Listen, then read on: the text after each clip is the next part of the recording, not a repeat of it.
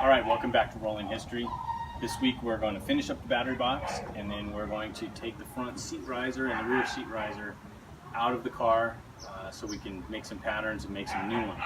They're totally rusted, as you'll see in the video, and they're no good. We are going to have to make new ones, so come along.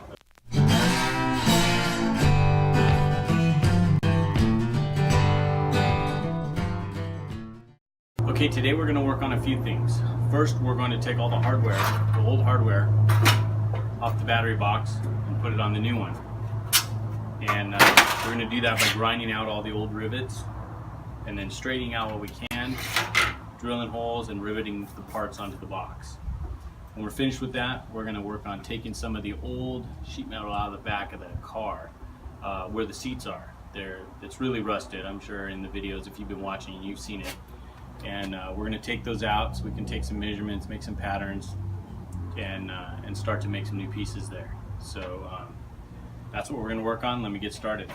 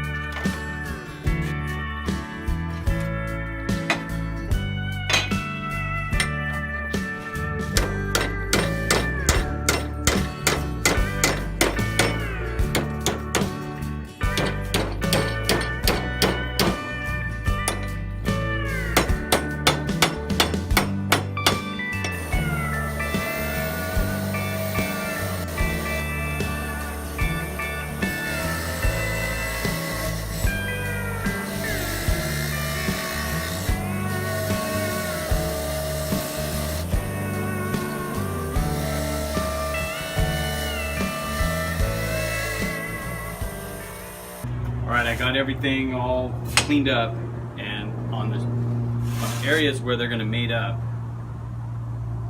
I sprayed some paint on the insides so that they won't rust.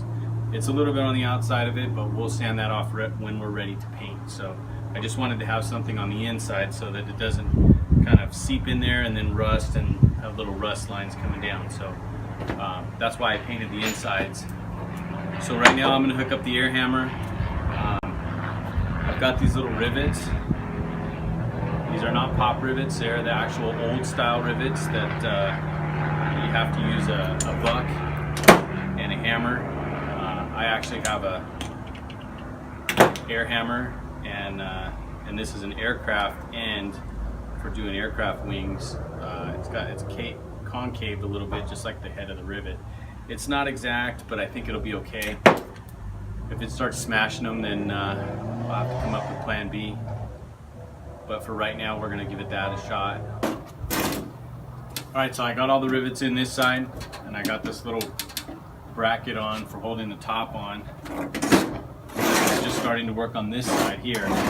I got this bracket on, and I'm working on these two right here. So let me do a couple. It's pretty noisy.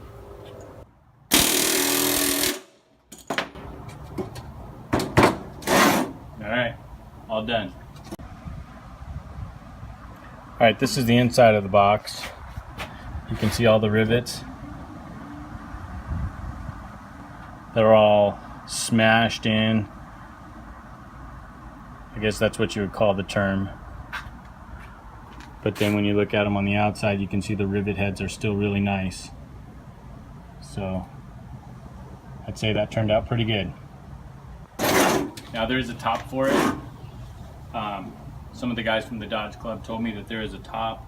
It's not just a bracket that holds the battery in. So I have some measurements, and I'm going to go back to my buddy Junior's shop in a couple weeks, and I'll make the top, or maybe he'll make it. Depends on how busy he is.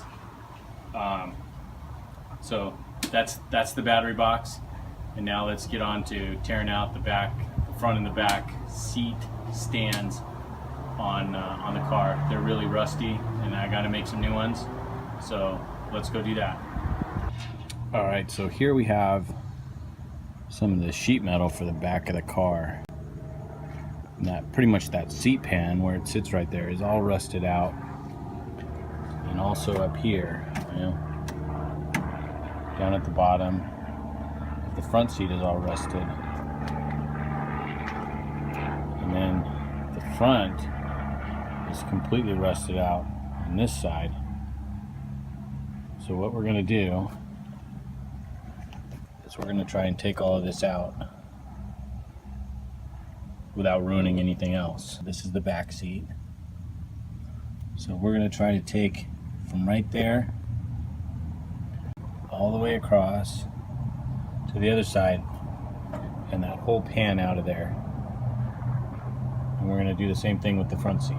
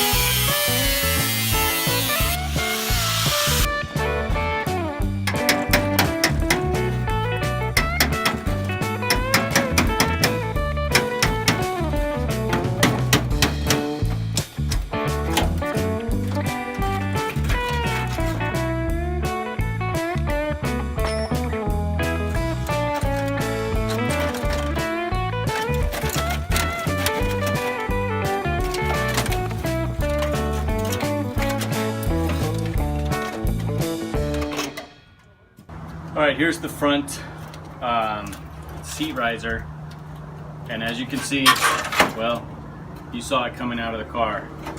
It's in really bad shape. So what I'm gonna do is I'm gonna make some new ones. Well, I'm gonna make one front one and one rear one. This is actually the back of the seat pan here. Went on something like this.